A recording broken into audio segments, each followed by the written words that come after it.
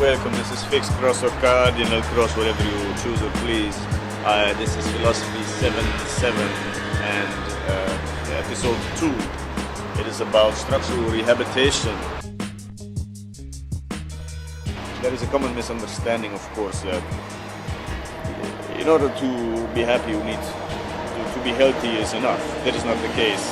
If you're healthy and you have no values to aspire to that require this health, you will just plunge yourself into unhealth, to drinking, eating, drug abuse, anything, laziness, because your body wants to aspire to something. So if it has no higher values, it will just aspire to, get healthy again, in order for which it must first get unhealthy.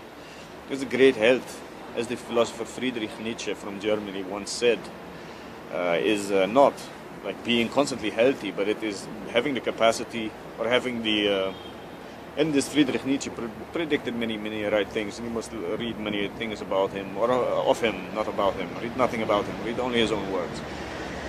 He says, if you believe me, that he says this, the great health is not the constant health, but the state that allows you to constantly waste yourself, destroy yourself, and rebuild yourself. This is only given to certain people, he says, because he came from a time when people were largely unhealthy. But in our time, we've learned very much about what is physically healthy, but we have forgotten what this health can be used for. Right? We live in a world where war is no longer an issue. At least we in the West, we don't go into the physical war.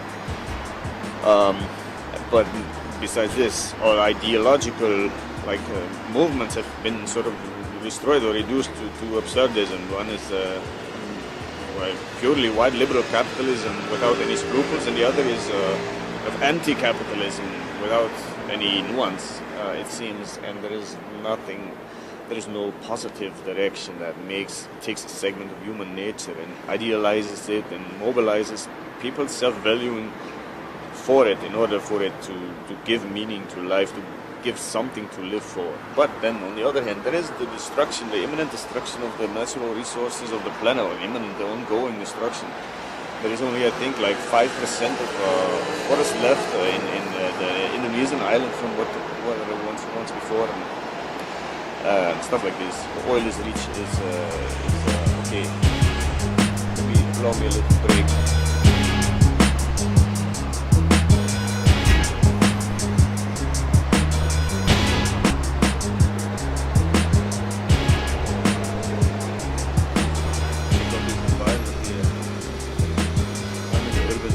Anyway, so there is nothing to put yourself in service of, except, and this is the problem with Islam, is that it offers something like this. So in the capitalist environment, it is very logical that people who are not doing so great in terms of capital, they will find it easier to mobilize their health in terms of another set of values that promises something greater. And even if the Islam does not really provide so much that's very tangible to the hearts of the young of people, it offers at least this infinite love concept, which is always very good to pour yourself into your work. It's just the concept of God, which is the greater love.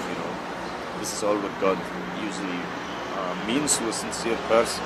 It's a way to give more love than society really demands of you. This political society demands only egoism. Read the English philosophers Hobbes and Locke and all those people who just claim that all human wants is to not feel pain, or to not be hindered in his garden, basically.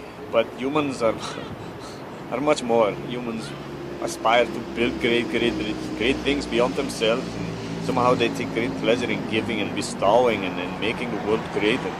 This the Englishmen did not understand, evidently, and these English philosophers, the pragmatists, don't understand. But in the more continental philosophy, this Greek and more French and German philosophy, this thing is a well-known thing. Read Henry Bergson from the Elan Vital. Read Nietzsche, Will to Power. Read Schopenhauer, Willensvorstellung, Heidegger, of course, the whole building, thinking, and dwelling concept that all suggests that nature, as well as human consciousness, is sort of a plant in a sense. It's just constantly emerging and existing by the grace of knowing that it can be greater every instance. This is what humans require, and if they cannot have it, they will become completely rambunctious, and they try to find it in every instance as freedom, and they want to scream freedom for every in terms of structural rehabilitation. What would one think that the values are that are stimulated living in a condition like this? I got off my off the road when I saw this because it is so Stalinist. This building is crazy. This is put here, I think, by Joop den Uyl, or one of these hardline socialist, capitalist, statist, psychedelic idiots.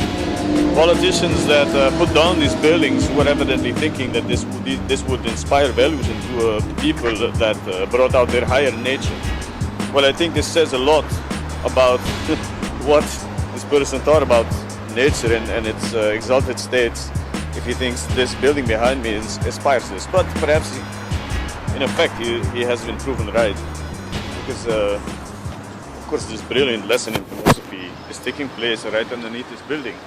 So, perhaps the virtue of this building is that it's so ugly that it keeps people away so that people can have a moment of silence there. You know that some men can dwell someday there on a sunny day when it's not too bad and just put down their little motorcycles and recite into a telephone some things they have thought of, and then put it online and on the internet and see if it gets any views.